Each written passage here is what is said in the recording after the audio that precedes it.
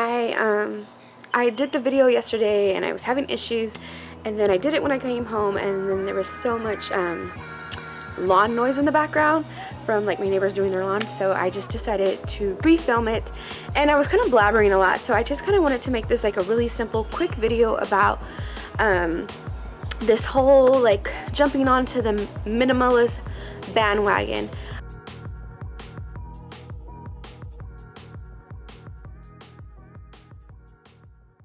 I personally am not like going full force into that minimalist lifestyle.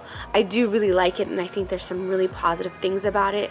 I just don't think for me and my family that is something that is realistic.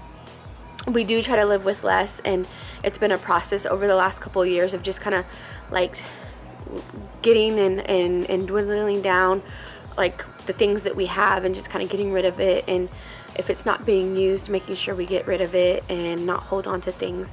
And I wouldn't consider myself a hoarder. I consider myself someone who can easily get rid of things, but this has been a really tough process.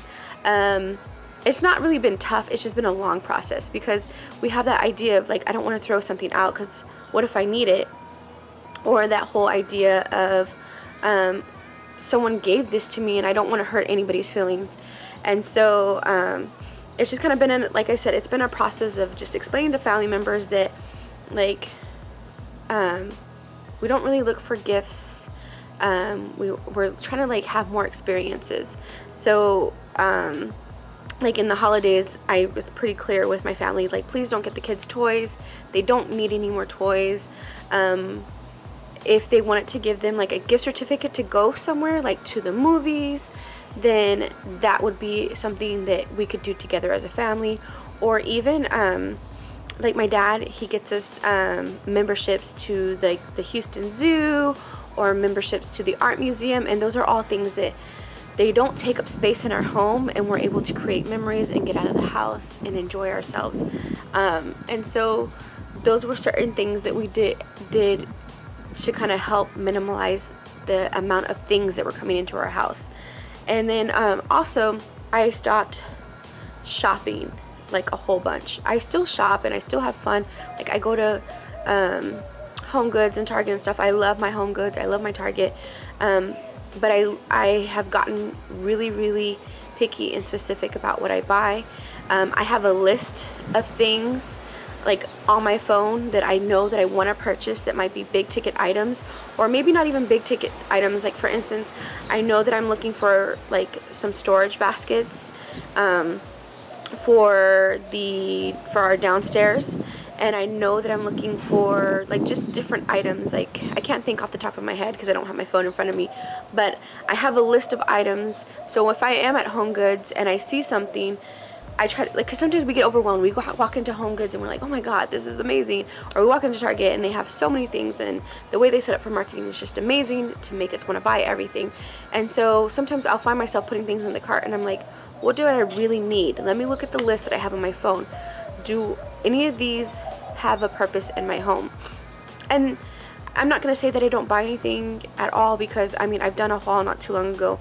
I'm just mindful of what I'm buying, and even if it's something that I know that I want or that I've been looking for, if I know that I can't do something with it in that moment or within that week, for instance, like if like I've been needing shelves for my office, like I've been looking for like IKEA shelves, but you know, the ones that are like that thick that you can put like books on, or just instead of hanging pictures you can kind of like set the pictures on there.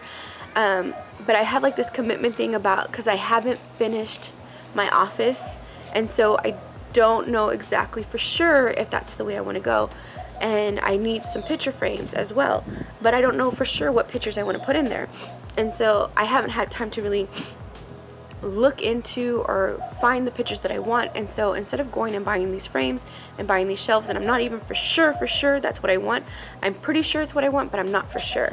I don't buy it because I don't want to put it up, because I'm not for sure. Other thing that I've done to help me live like more simple, and I got this idea a few years ago, and this is kind of like what spurred the whole like change was I got this idea from House of Aqua. She switched her, when she moved. Oh, I do have my phone. I didn't realize it was in my pocket. When she made the switch, I think she moved across state or something like that. I think she moved from like Iowa to California or something like that. But she couldn't take a lot of items with her, and she like downsized, and so she just kind of like got rid of a bunch of stuff, and she kind of switched to a more neutral color palette.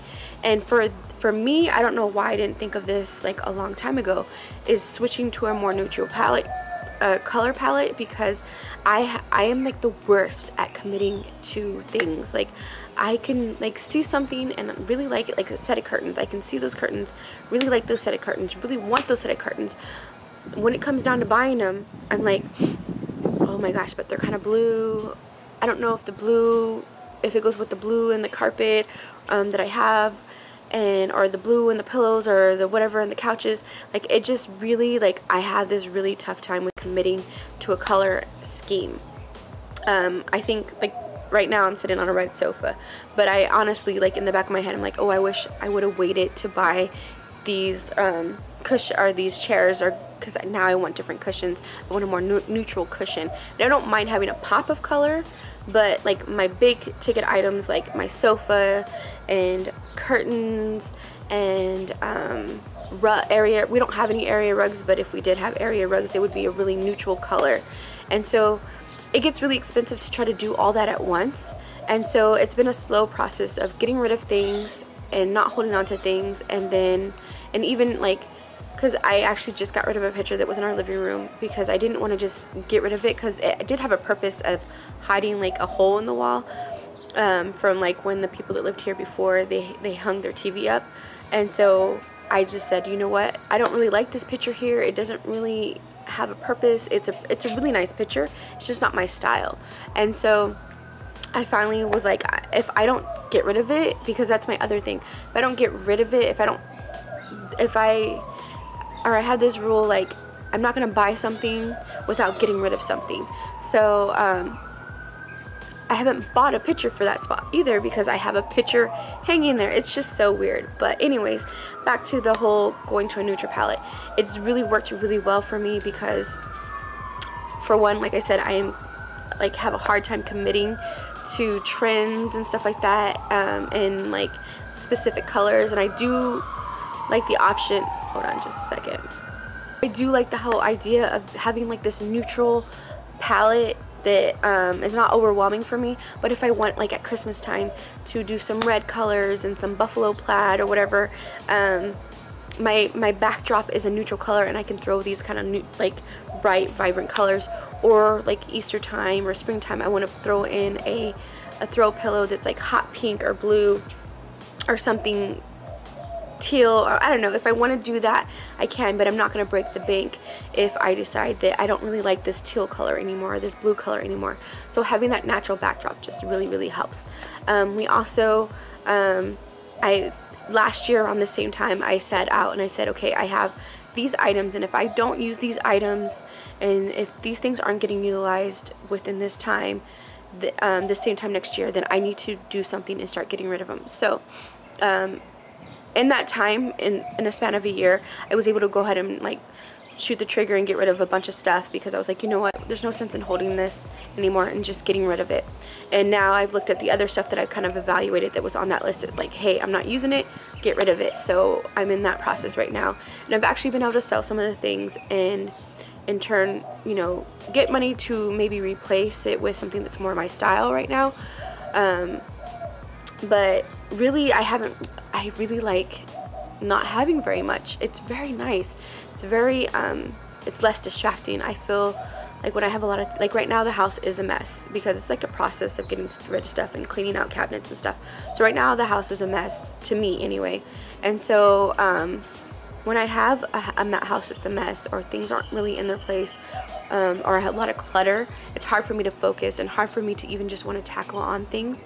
And so I have found that having less has made less cleanup for me and just less stress for me, and I'm able to focus a little bit better and feel, I don't know, it's just like a sense of being able to breathe. And I don't know if it's because if there's something wrong with me or what, but I just really like having openness. And by me not buying things when I go, or by me having a strategy when I go into a store, because I do like to go into Home Goods and see what they have, or to Hobby Lobby and see what they have. There's a lot of cute things that are in these stores, and I think about it, does this item have a spot in my home? Is it gonna enhance my home, or like, this is really cute? Because there's a lot of really cute, I've said it before, there's a lot of really cute things and really nice things out there that they're nice to look at, but we don't necessarily need them. I have found that the money that I've saved from not doing these impulse buys or buying without being mindful, I've saved a lot of money, which I didn't even think I was spending that much money before, but those little things add up. And so it's just, not to say that we're about to take a family vacation because all because I stopped spending money or started being mindful of what I'm buying. We were probably still going to be able to take this vacation, but we're able to take this vacation and just have a little bit extra money that maybe we wouldn't have had before had I not started this whole process of being mindful of what I'm buying. And what it all comes down to, and what I've found, is that it's not the things that are in my home that are making me happy. It's my family that makes me happy. It's the memories that I create that are making me happy, and being outside and doing adventurous things, and just being able to even come home and not have to worry about cleaning a whole bunch of stuff or a bunch of clutter in my life. That just lets me be able to breathe and relax. And so it's made me feel like a happier person. And that's all I wanted to say about it. I am definitely not a minimalist, but by any means. But I wanted to kind of put this out there to say that yes, living with less has saved me so much money and has made me such a much more happier person, because I'm not filling my life with things. I'm filling my life with memories, with my family, and just getting rid of toys and getting rid of extra clothes and having extra purses and stuff like that. Just getting rid of all that unnecessary clutter has just made my life so much better. So that's just something that's worked for me. And if you want more tips on how I've gone through my house, and it's a process, but if you want more tips, or if you want more in-depth video about the whole process and what I'm going through of getting down to less, just comment down below. But yeah, my name is Kim Vasquez, and thank you so much for joining me. And if you have not yet subscribed, please make sure you do so. I am coming up with new videos, and I have been really upping my video upload game. But with my new schedule coming up soon, I know that there might be some days, weird days, of when I'm uploading. So make sure you put on your notifications, and thank you so much for your support, and I will see you guys in the next one.